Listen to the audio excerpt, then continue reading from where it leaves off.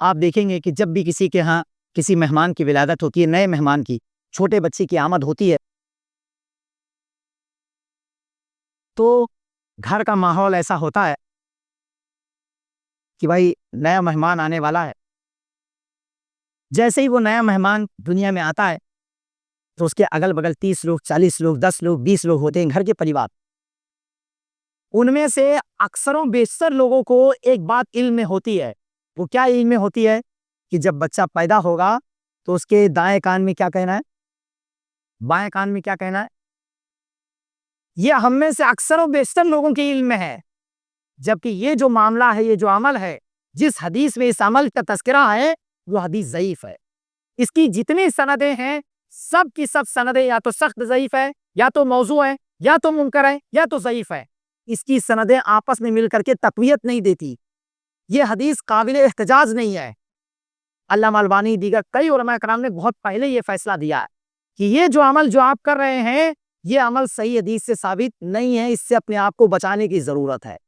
اب جو ضعیف حدیث میں ہے وہ ہم میں سے اکثر و بیشتر لوگوں کے علم میں ہے، لیکن بچوں کو شیطان سے اور چیزوں اور موذی جانور سے اور دیگر بری چیزوں سے بچانے کے لیے اللہ کے نبی صلی اللہ علیہ وسلم نے 2 دعائیں بتائی ہیں بہت پہلے ہی، کہ اگر کوئی بندہ ان دونوں دعاؤں کا اہتمام کرے تو ان بچوں کو شیطان سے، موذی جانور سے، نظر لگانے والی آنکھ سے، ہر چیز سے آپ بچا سکتے ہیں، شیطان سے سب سے بچا سکتے ہیں۔ لیکن شرط کیا ہے؟ وہ دونوں دعائیں یاد ہونی چاہیے، ان پر عمل ہونا چاہیے، اور وہ دونوں دعائیں صحیح ہیں۔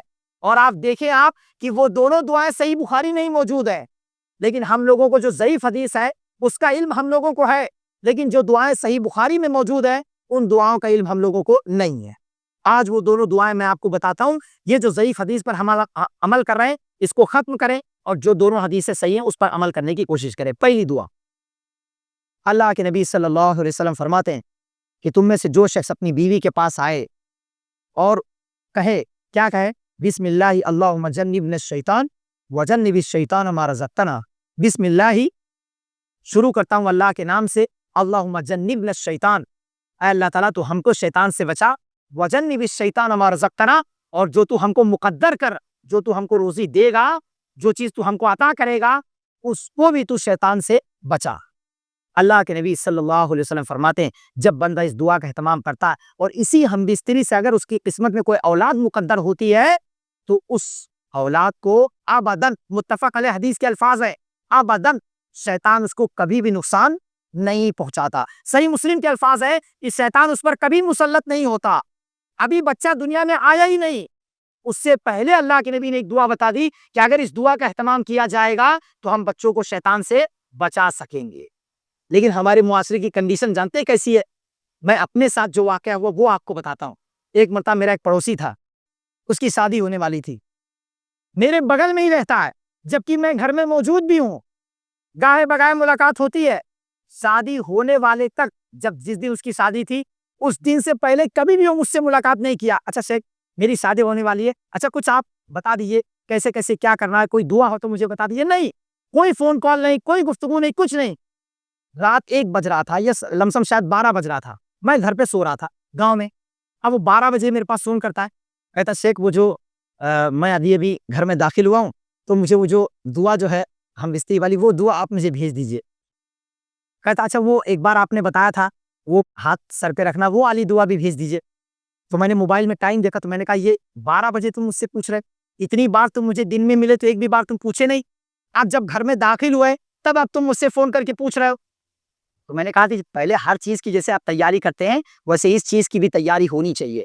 جب بندہ نکاح کرنے کا ارادہ کرے تو عالم سے رابطے میں آئے، ان سے پوچھے کہ شیخ میں نکاح کرنا چاہتا ہوں، شیخ اس کے لیے کچھ راستہ آپ بتائیں، کون کون سی دعائیں ہیں، کیا کیا کرنا ہے، اللہ کے نبی کی سنتیں کیا ہے، ایسا ہونا چاہیے۔ تب میں نے اس کو جا کر کے دونوں دعائیں بتائیں، تو اس دعا کا اہتمام کرے۔ میں نے یہاں تک لوگوں کو دیکھا ہوا ہے، ایک مرتبہ میں نکاح پڑھا رہا تھا، نکاح کے دوران ہی میں نے 1-2 لوگوں سے پوچھا، نکاح جب میں درس دے رہا تھا 5 منٹ کا، اسی درس میں میں نے 1-2 لوگوں سے، سامنے لوگوں سے پوچھا کہ اچھا آپ کی کتنی اولاد ہے؟ اس نے بولا 5۔ میں نے بولا دعا یاد ہے؟ نہیں یاد ہے۔ اچھا آپ کے کتنے؟ بولے 4۔ دعا یاد ہے؟ نہیں یاد ہے۔ ایسا نہیں ہونا چاہیے۔ اگر اپنے بچوں کو آپ شیطان سے بچانا چاہتے ہیں تو ہم اور آپ کو اس دعا کو یاد کرنے کی ضرورت ہے اور اس کا اہتمام کرنے کی ضرورت ہے۔ دوسری دعا بچوں کو بچانے کی، راوی حدیث کہتے ہیں کہ اللہ کے نبی صلی اللہ علیہ وسلم حضرت حسن اور حسین پر اور ابراہیم علیہ السلام اپنے دونوں بیٹوں پر اسماعیل علیہ السلام اور اسحاق علیہ السلام پر یہ دعا پڑھتے تھے. کون سی دعا؟ اعیذکما بکلمات اللہ التامہ من کل شیطان وہامہ ومن کل عین لامہ. اس کا مطلب کیا ہوتا ہے جانتے ہیں؟ بندہ اللہ تعالیٰ سے کہتا اعیذکما بکلمات اللہ التامہ، میں ان دونوں کو، دو بچے تھے تو اللہ کے نبی نے تسنیہ کا صیغہ استعمال کیا کہ میں حسن اور حسین کو اللہ تعالیٰ کے مکمل کلمات کے ذریعے میں پناہ میں دیتا ہوں. کن کن چیزوں سے؟ من کل شیطان، تمام شیطانوں سے. دوسرا من کل شیطان وہامہ، تمام موذی جانور سے. ومن کل عین لامہ، اور ہر نظر لگانے والی آنکھ سے. اس دعا کا فائدہ جانتے ہیں کیا ہوتا ہے؟ فائدہ میں مثال سے آپ کو سمجھاتا ہوں. ہمارے یہاں دیکھیے بچے آئے ہیں یہاں تو کوئی پاؤڈر نہیں، کچھ نہیں، بال نہیں گھمایا، ایسے سادہ آئے ہیں. لیکن جب ہمارے یہاں بچے شادی میں جاتے ہیں یا کہیں باہر جانا ہوتا ہے یا کبھی اسکول بھیجنا ہوتا ہے تو ہم لوگ اچھے سے بال گھما کر کے، ٹائی وائی لگا کے، پاؤڈر لگا کے، آنکھ میں کاجل لگا کے، سرما لگا کے اچھے سے تیار کر کے بھیجتے ہیں. تو ایسے وقت میں ہم سب اپنے بچوں کے اوپر دعا کا اہتمام نہیں کرتے. ہوتا کیا ہے، جب بچہ باہر جاتا ہے تو ایک آدمی کہتا یور چکی ویری بیوٹیفل، بہت خوبصورت ہے، ارے اس کی آنکھ تو مت دیکھو، اس کی آنکھ تو فلاں کی طرح، ایسا کہتا. لیکن وہ برکت کی دعا نہیں دیتا. کیا کہتا وہ کہتا مائنڈ بلوئنگ، بہت خوبصورت ہے، لیکن وہ دعا نہیں دیتا، برکت کی دعا نہیں دیتا. اللہ کے نبی صلی اللہ علیہ وسلم کے زمانے میں ایک صحابی کے ساتھ ایسا ہی ہوا تھا. کسی صحابی نے ان کی چمڑی دیکھی، مجھے بروقت پورے الفاظ نہیں یاد، لیکن اتنا یاد ہے کہ انہوں نے کہا کہ تمہاری چمڑی عورت کی طرح، ایسے کچھ انہوں نے جملہ کہا، اور جھٹ سے صحابی رسول وہیں گر گئے. جب آدمی برکت کی دعا نہیں دیتا ہے تو ایسے ہی بچے بیمار ہو جاتے ہیں. کہنے کا مقصد کیا ہے کہ جب بھی آپ بچوں کو بطور خاص اس دعا کا اہتمام کریں، اس وقت جب بچوں کو آپ اچھی طرح سے بنا سوار کر کے جب آپ باہر بھیج رہے ہوں، تب بطور خاص اس دعا کا آپ اہتمام کریں.